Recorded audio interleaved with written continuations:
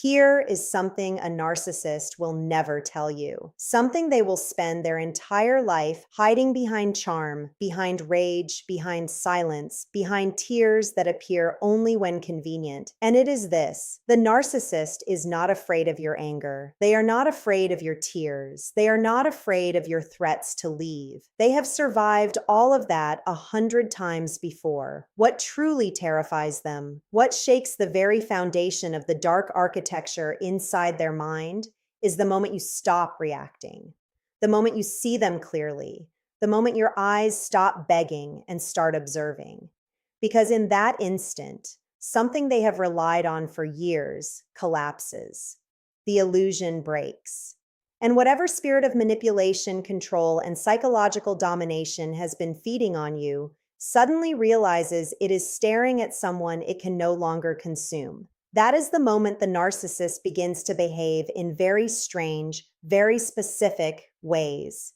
And if you learn to recognize those ways, you will understand something most people never figure out. The narcissist was never powerful. You were. They just made sure you never found out. Before we go deeper, do one thing for yourself. If you have ever been manipulated, gaslit, or emotionally drained by someone who claimed to love you, subscribe to this channel right now. Not for me, for you. Because what comes next is going to change the way you see every narcissist you have ever known. What most people never realize is that narcissists do not operate on love, logic, or even hate. They operate on control. Control is their oxygen. Control is the only thing that silences the unbearable emptiness inside them. And the way they secure that control is by studying you. They study your fears, your hopes, your wounds, your loneliness, your need to be understood. And then they position themselves as the answer to everything you have ever lacked. That is why the relationship felt magical in the beginning.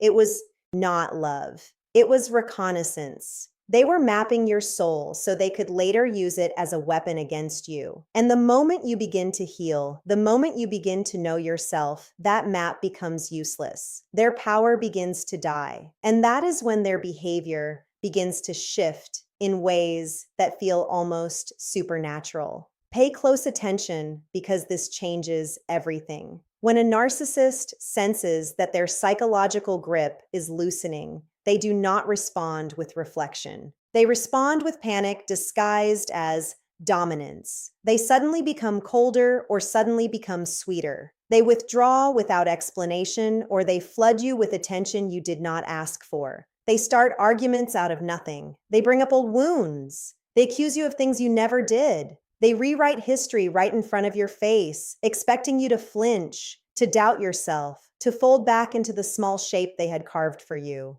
And when you do not, when you stand still, when your eyes remain calm, something inside them begins to unravel because their entire identity depends on your reaction. Without your reaction, they do not exist. This is the part nobody talks about. The narcissist is not a strong person pretending to be weak. The narcissist is a deeply terrified person pretending to be a god. Underneath all the arrogance, the cruelty, the cold detachment, there is a child who never learned how to feel safe inside themselves. That is why they need to dominate. That is why they need to humiliate. That is why they need to be admired, feared, obeyed, and never questioned. And when someone like you, someone who has done the inner work, someone who has begun to value themselves, walks into their life and refuses to bow, the narcissist experiences something close to existential horror. Because for the first time, they are forced to feel the very thing they have spent their entire life running from, their own emptiness, their own small allness, their own shame. And what happens next reveals the truth. The first sign that the narcissist is losing control over you is sudden irrational rage, not anger that makes sense. Rage that erupts from nowhere, that is wildly disproportionate, that often targets something minor, a tone of voice, a delayed reply, a boundary you set kindly, a moment you did not laugh at their joke. That rage is not about what you did. That rage is about what you did not give them. You did not give them fear. You did not give them submission. You did not give them the emotional supply they were used to extracting from you. So they escalate because in their distorted mind, if charm no longer works, then intimidation must. And if intimidation does not work either, then destruction will. The second sign is sudden withdrawal, the silent treatment, the cold shoulder, the disappearance, the empty stare across the room.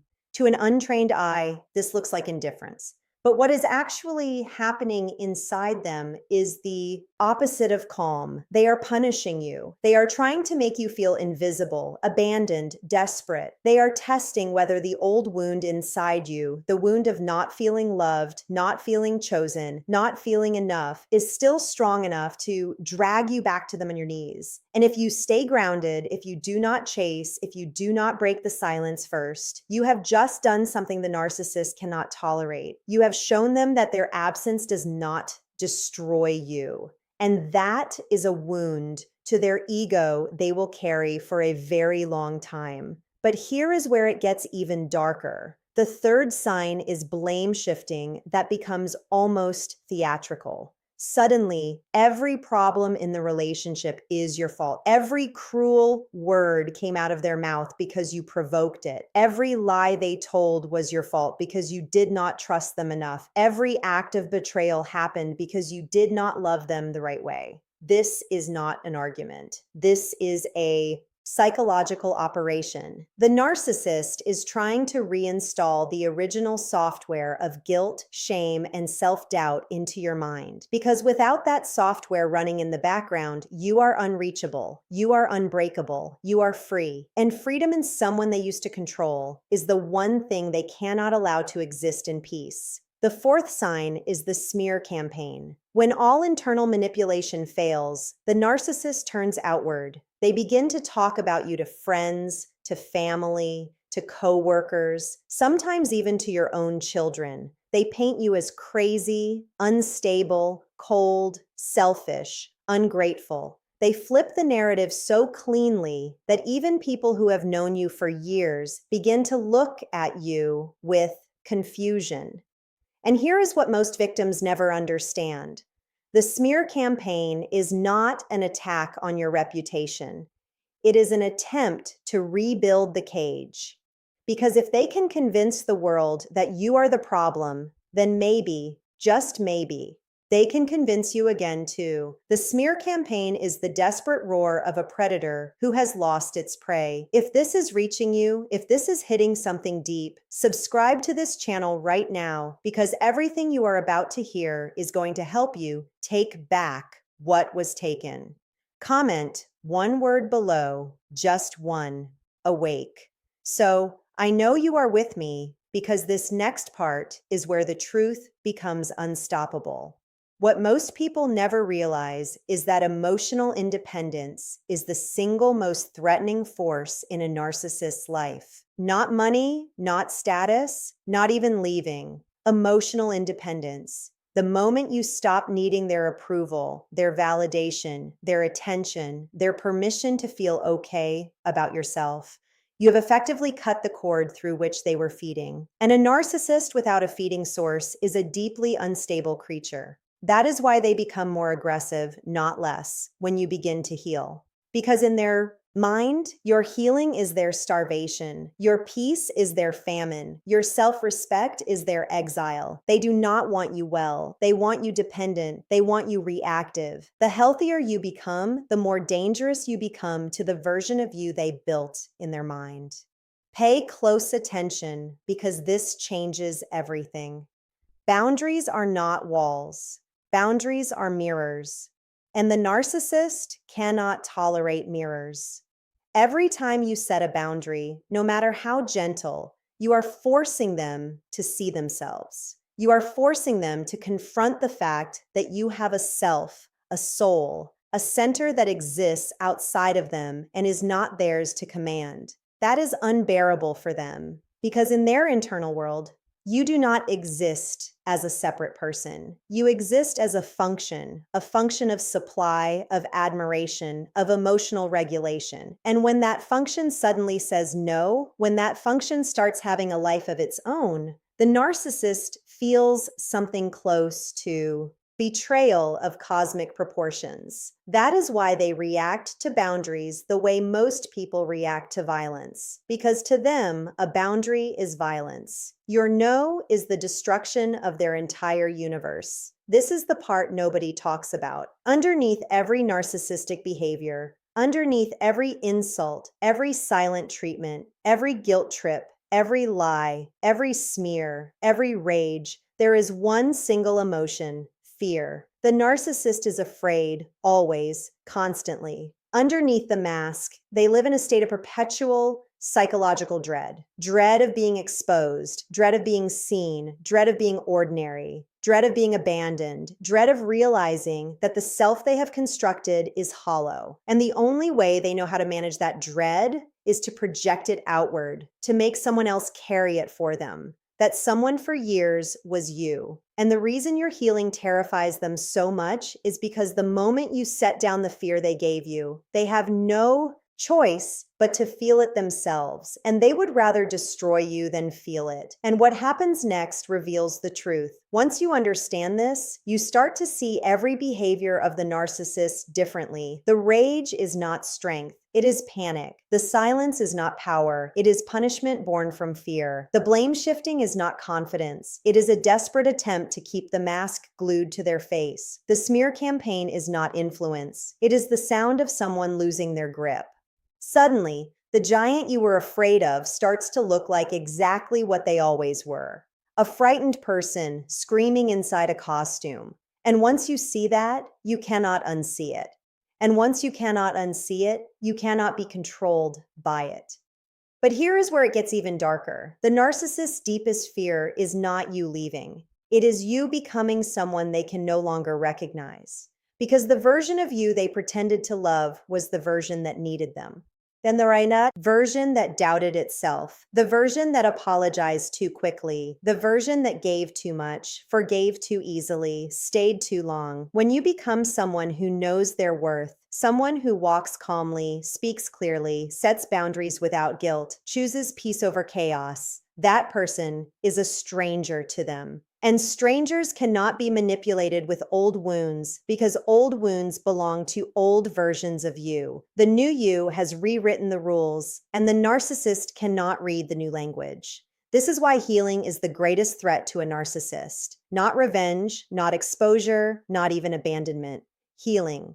Because revenge can be twisted into a story of your cruelty. Exposure can be reframed as your bitterness. Abandonment can be rewritten as their freedom from you, but healing cannot be touched. Healing cannot be spun. Healing cannot be argued with. A healed person is a sealed door. A healed person does not engage, does not chase, does not beg, does not explain, does not perform. A healed person simply lives. And in that living, the narcissist sees something they cannot have and cannot become. And nothing in this world haunts a narcissist more than watching the person they tried to destroy walk into a life of peace they themselves are incapable of building. Pay close attention because this changes everything. Self-respect is the most quiet, most devastating weapon you will ever own. Not loud self-respect, quiet internal self-respect. The kind that does not need to be announced, the kind that simply will not bend. When you respect yourself, manipulation has no surface to grip. Guilt trips slide off you. Gaslighting does not enter you because you trust your own perception more than their version of reality. Flattery does not move you because your self-worth does not need to be borrowed from someone else's words. Threats do not shake you because you have already lost the fear of losing what was hurting you. Self-respect makes you unreachable in all the places the narcissist used to walk freely. And here is what no one ever told you. You were not weak for being manipulated. You were open. You were trusting. You were loving in a world that taught you to expect love in return. The narcissist did not target you because you were broken. They targeted you because you were luminous, because you had something they could never generate on their own. Warmth, depth, empathy, loyalty, a soul that could feel. They came to you not to give, but to take, because they could not create what you already were. And the day you understand that, the day you stop seeing yourself as the victim of their cleverness and start seeing yourself as the source of the light they were trying to steal, something inside you shifts permanently. You stop grieving the relationship. You start grieving the years. And then slowly you stop grieving altogether because you realize you were never the one who lost, you were the one who survived. So when you see a narcissist suddenly raging at nothing, suddenly withdrawing into silence, suddenly rewriting every story to make you the villain, suddenly running to others to paint you as unstable, suddenly love bombing you out of nowhere after weeks of cruelty, do not see chaos, see confession, see an entire psychology breaking down in front of you, see the truth that they are afraid of you, of the version of you that finally woke up, of the version of you that finally stopped flinching. That version of you is not someone they can manipulate. That version of you is someone they have to flee from. And the moment they do, you will know, perhaps for the first time in years, that the power was never theirs. It was always yours. They just rented it from you under false pretenses, and the lease has finally expired. You do not need to confront them. You do not need to expose them. You do not need to win an argument they will never let you win. You only need to keep healing, keep growing, keep standing in the quiet, unshakable truth of who you are. Because every day you choose yourself, every day you honor your peace, every day you refuse to shrink, you are doing something far more powerful than any revenge could ever achieve. You are becoming the one thing a narcissist can never be free, truly, deeply, soulfully free. And freedom once tasted can never be unlearned. If this reached you, if even one sentence landed somewhere deep inside you, do not let this moment pass without honoring it. Subscribe to this channel, like this video, and leave a comment sharing one word that describes how you feel right now. Your healing is not a private event. It is a quiet revolution. Keep choosing yourself, because the version of you on the other side of this healing is someone the old you would not even recognize. And that version of you is closer than you think. Subscribe, breathe, and step into your power. The world has been waiting for you to come home to